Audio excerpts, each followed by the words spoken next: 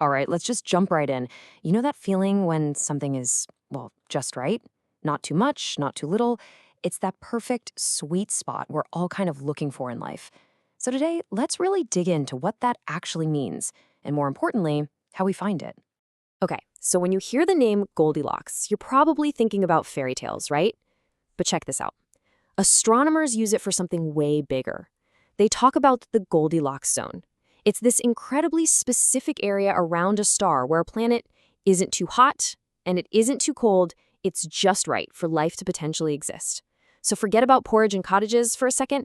We're talking about the fundamental cosmic balance for life itself.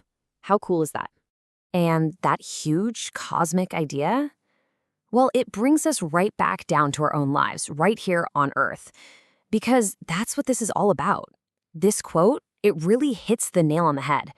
We tend to think of balance as this, I don't know, this thing you find, like a treasure. But that's not it at all. The real secret is that balance isn't something you find.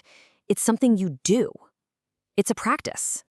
So what does that practice actually look like in real life? Well, let me tell you, it's not always neat and tidy. It's messy, right?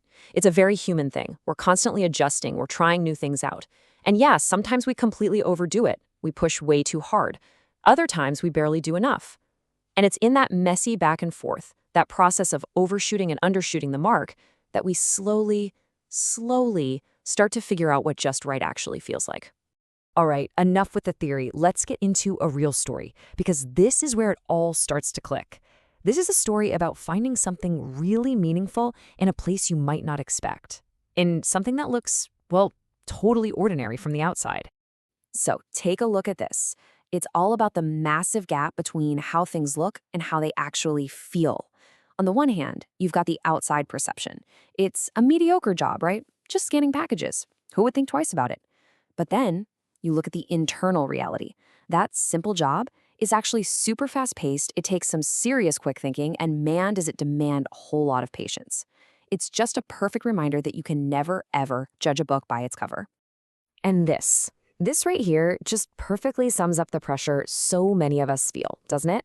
This idea that we have these big brains, so we should be doing something greater. It's that constant little voice, that societal whisper, telling you that if you're not, I don't know, changing the world or climbing some huge corporate ladder, you're wasting your potential. And wow, that is a heavy, heavy thing to carry around. So how do you fight back against that kind of pressure? Well, you practice. This is the playbook. And let's be clear, this isn't just about the physical act of scanning a package. This is about some seriously advanced stuff. We're talking about high-level emotional work, conjuring up the right feelings, keeping your cool when things get tough. It's all about deliberately choosing your focus and finding that internal value, that personal satisfaction that makes the whole thing work for you. And really, this all boils down to the central conflict we all have to deal with every single day. It goes way beyond just a job. It's about a fundamental choice we have to make between two completely different worlds, the world of outside expectations and the inner world that we build for ourselves. Let's unpack that a little bit. So you've got the extrinsic wants. Think of these as the shoulds, the things society tells you to want. The fancy title, the nice car, the social status. They're kind of the default settings for everyone. But then you have your intrinsic needs, and this is the personal stuff. This is what you truly desire deep down. It's the world you actually want to live in. And honestly, focusing on that can literally be what keeps you sane. And here's something you absolutely have to remember. What feels just right for you today might not be what feels right tomorrow. And that is totally okay. The story you're writing for your life, it's not set in stone. Think of it like a living document. You have permission to change it, to edit it, to realize it's always a work in progress. That's not a sign of failure, you guys.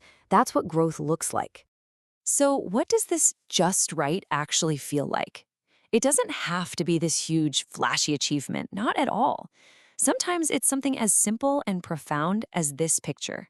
Just imagine it. You're sitting at a desk, the sunlight is soft, your coffee is warm, and there's no rush. There's no chaos. It's just that quiet, peaceful feeling of contentment where for just one moment, everything feels like it's exactly where it's supposed to be.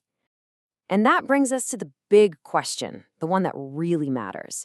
Because the answer isn't something I can give you, and you're not going to find it in some book. It's a feeling. It's something you discover through your own practice. So I'll leave you with this to think about. How do you know when something in your life is just right?